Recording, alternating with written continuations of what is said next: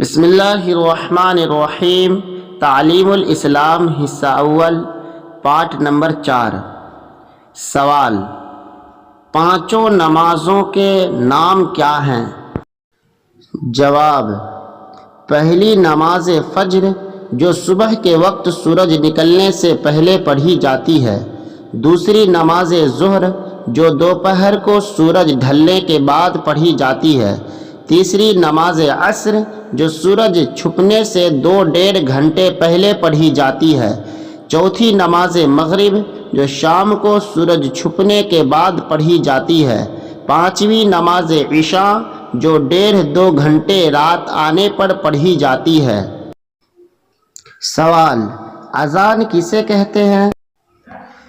جواب: جب نماز کا وقت آ جاتا ہے تو نماز سے کچھ دیر پہلے ایک شخص کھڑے ہو کر زور زور سے یہ الفاظ کہتا ہے: اللہ اکبر اللہ اکبر اللہ اکبر اللہ اکبر، اشہد ان لا الہ الا اللہ، اشہد ان لا الہ الا اللہ، اشہد ان محمد رسول اللہ، اشہد ان محمد رسول اللہ، حی علی الصلاۃ حی علی الصلاۃ حی علی الفلاح حی علی الفلاح، اللہ اکبر اللہ اکبر، لا الہ الا اللہ۔ ترجمہ: اللہ سب سے بڑا ہے، اللہ سب سے بڑا ہے، اللہ سب سے بڑا ہے، اللہ سب سے بڑا ہے۔ گواہی دیتا ہوں میں کہ اللہ کے سوا کوئی معبود نہیں ہے۔ گواہی دیتا ہوں میں کہ اللہ کے سوا کوئی معبود نہیں ہے۔ گواہی دیتا ہوں میں کہ محمد صلی اللہ علیہ وسلم اللہ کے رسول ہے۔ گواہی دیتا ہوں میں کہ محمد صلی اللہ علیہ وسلم اللہ کے رسول ہے۔ آؤ نماز کے لیے، آؤ نماز کے لیے، آؤ کامیابی کی طرف، آؤ کامیابی کی طرف۔ اللہ سب سے بڑا ہے، اللہ سب سے بڑا ہے، اللہ کے سوا کوئی عبادت کے لائق نہیں۔ ان الفاظ کو اذان کہتے ہیں۔ صبح کی اذان میں حی علی الفلاح کے بعد الصلاۃ خیر من النوم بھی 2 مرتبہ کہنا چاہیے۔ سوال: تکبیر کسے کہتے ہیں؟ جواب: جب نماز کے لیے کھڑے ہونے لگتے ہیں تو نماز شروع کرنے سے پہلے ایک شخص وہی کلمے کہتا ہے جو اذان میں کہے جاتے ہیں، اسے اقامت اور تکبیر کہتے ہیں۔ تکبیر میں حی علی الفلاح کے بعد قد قامت الصلاۃ 2 مرتبہ اذان کے کلموں سے زیادہ کہا جاتا ہے۔ سوال: جو شخص اذان یا تکبیر کہتا ہے اسے کیا کہتے ہیں؟ جواب: جو شخص اذان کہتا ہے اسے مؤذن کہتے ہیں، اور جو تکبیر کہتا ہے اسے مکبر کہتے ہیں۔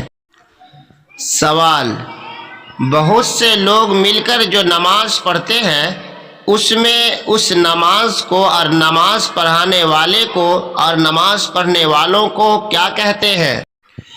جواب: بہت سے آدمی مل کر جو نماز پڑھتے ہیں اسے جماعت کی نماز کہتے ہیں، اور نماز پڑھانے والے کو امام اور اس کے پیچھے نماز پڑھنے والوں کو مقتدی کہتے ہیں۔